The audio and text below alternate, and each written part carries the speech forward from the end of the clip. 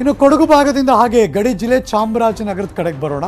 ಚಾಮರಾಜನಗರದಲ್ಲಿ ಕೂಡ ತಪ್ತಾ ಇಲ್ಲ ಜನರಿಗಾಗ್ತಿರುವಂತಹ ಕಾಡಾನೆಗಳ ಕಾಟ. ಆಹಾರ ನೀರಿಗೋಸ್ಕರ ಹೊಲ ಗದ್ದೆಗಳಿಗೆ ಲಗ್ಗೆ ಇಡುತ್ತೆ ಈ ಗಜಪಡೆಗಳು. ರೈತರ ಬೆಳೆಗಳನ್ನೆಲ್ಲ ಧ್ವಂಸ ಮಾಡುತ್ತೆ ಈ ಕಾಡಾನೆಯ ಹಿಂಡು. ಬಿಳಿಗಿರಿನ ಬೆಟ್ಟದ ಎಡಗುಂಬದಿಂದ ಬರ್ತಿರೋ ಬ್ರೇಕಿಂಗ್ ನ್ಯೂಸ್.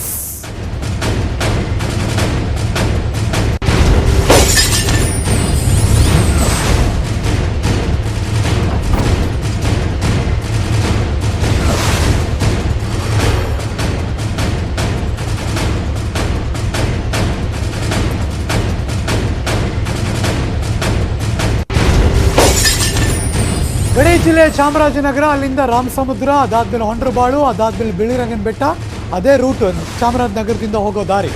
ಅಲ್ಲಿ ಆನೆಗಳ ಹಿಂಡು ದೊಡ್ಡ ಮಟ್ಟದಲ್ಲಿ ಧ್ವಂಸ ಮಾಡ್ತಾ ಇದೆ, ಹೊಲ ಗದ್ದೆಗಳು ನುಗ್ತಾ ಇದೆ, ರೈತರ ಬೆಳೆಗಳನ್ನೆಲ್ಲ ಧ್ವಂಸ ಮಾಡಿರೋ ದೃಶ್ಯ ನೋಡ್ತಾ ಇದ್ದೀರಾ. ತಂತಿ ಬೇಲಿ ಹಾಕಿದ್ದಾರೆ, ರೈಲ್ವೆ ಕಂಬಿ ಅದು, ಆದರೆ ಏನೂ ಯೂಸ್ ಇಲ್ಲ. ಹಾಗದು ವಾರ್ಡ್ ಕಿತ್ತರೆ ಅಲ್ಲಿಗೆ ಅದು ಬಿತ್ತು ಅಂತ ಅರ್ಥ. ಸೋಲಾರ್ ಬೇಲಿ ಕೂಡ ಹಾಕಿದ್ದಾರೆ, ಅದು ಅಷ್ಟಕ್ಕಷ್ಟೇ ಏನು ಕಂಟ್ರೋಲ್ ಮಾಡೋಕ್ಕಾಗ್ತಾ ಇಲ್ಲ.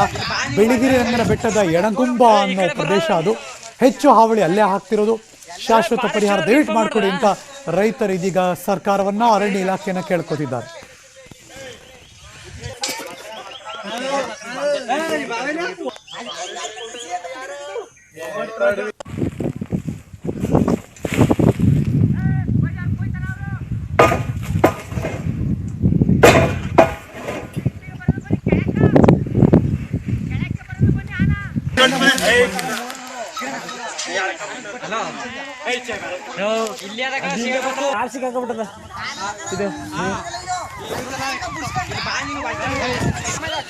ಈ ಕಡೆ ಬರ್ರ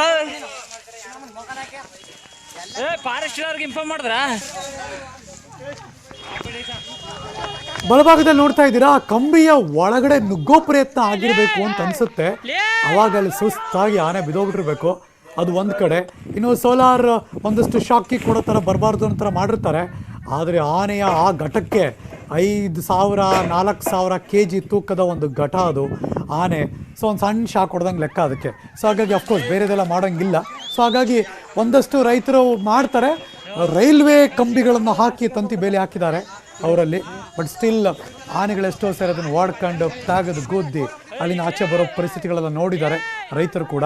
ಇನ್ನು ಎಡಭಾಗದಲ್ಲಿ ನಂಗೆ ಯಾರೋ ಫೋನ್ ಮಾಡಿ ಹೇಳ್ತೀವಿ ನಗರದಿಂದ, 35 ಆನೆ ಇದೆ ಕಣ, 40 ಆನೆ ಇದೆ ಅಂತ ಆ ಮಟ್ಟಕ್ಕೆ. ಸೊ ಹಾಗಾಗಿ ಇಮ್ಯಾಜಿನ್ ಮಾಡಿ, ಆ ಭಾಗದಲ್ಲಿ ಅಷ್ಟು ಈಸಿಯಾಗಲ್ಲ, ಅದನ್ನು ಕಂಟ್ರೋಲ್ ಮಾಡೋಕ್ಕೆ ಸಾಧ್ಯವೂ ಇಲ್ಲ.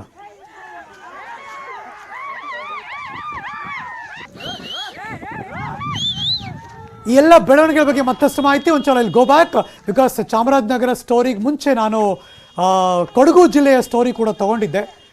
ಅಲ್ಲೂ ಕೂಡ ಒಂದಷ್ಟು ಏನೇನು ನಡೀತಾ ಇದೆ ಬೆಳವಣಿಗೆ ಅಂತ ಎರಡೂ ತೋರಿಸ್ತೀವಿ ನಾವೀಗ.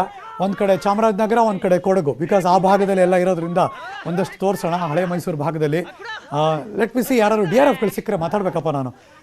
ಏನಾಗ್ತಿದೆ, ಏನೇನು ಮಾಡ್ಬೋದು, ಸರ್ಕಾರ ಏನು ಅವರ ಸೇಫ್ ಮಾಡೋ ನಿಟ್ಟಿನಲ್ಲಿ ಏನೇನು ಮೆಷರ್ಮೆಂಟ್ಗಳನ್ನು ತೆಗೆದುಕೊಳ್ಳಬಹುದು ಅಂತ. ಯಾಕೆಂದರೆ ಚನ್ನಂಗಿ ಬಸವನಹಳ್ಳಿ ಅದು ತಿತಿಮತಿ ಅರಣ್ಯ ಪ್ರದೇಶದ ಅಂತಿನಲ್ಲಿ ಬರುವಂಥ ಒಂದು ಗ್ರಾಮ. ಸೊ ಹಾಗಾಗಿ ಆ ಭಾಗದಲ್ಲೂ ಕೂಡ ಜನ ಇದೀಗ ಕಂಟ್ರೋಲ್ ಮಾಡೋಕ್ಕಾಗದೆ ಒದ್ದಾಡ್ತಿದ್ದಾರೆ. So let's wait and watch ಏನೇನಾಗುತ್ತೆ ಅಂತ ಗಮನಿಸೋಣ.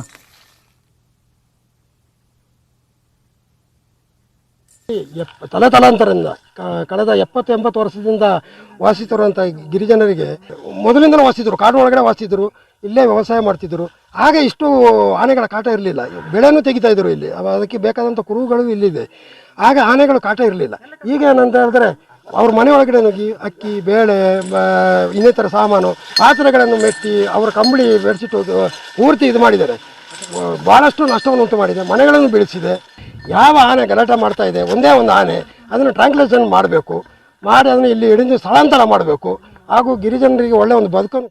ನ್ಯೂಸ್ ಮುಂದುವರಿಸ್ತೀನಿ, ಒಂದು ಚಿಕ್ಕ ಬ್ರೇಕ್ ತೊಗೊಂಬರ್ತೀನಿ, ಎಲ್ಲೂ ಹೋಗದೆ ಕಾಯ್ತಾ ಇದೆ.